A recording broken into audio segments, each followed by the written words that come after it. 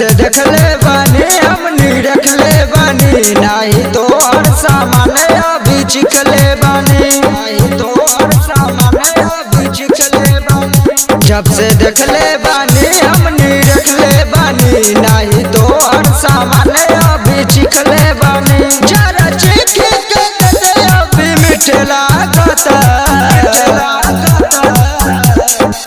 गे छौरी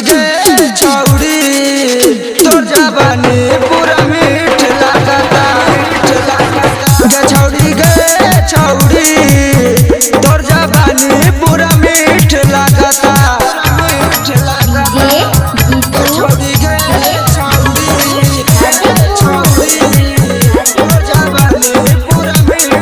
ऐसन सज धज के गोरी सिंगार करलू हमर दिलबे पर तू फरार करलू हमर दिलबे पर तू फरार करलू। तोहर ओठे के लाली बिगल गइल बा सीना से दिलबा पिछल गइल बा। तोर जवानी अब हमारा जीत लागता गे छौरी तोर जवानी पूरा मीठ लागता गे छौरी तोर जवानी पूरा मीठ लागता पूरा मीठ लागता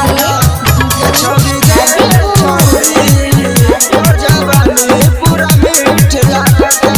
कुछ ले दे के मामला तू सेट करबो कहियो हमरो से जान तू भेंट करबो कहियो हमरो से जान तू भेंट करबो। अनिल चंदन सौरभ के जान जाइबो राइटर लक्ष्मण के बतिया न मान पाइबो। अखिलेश का मामला ही पीट लागता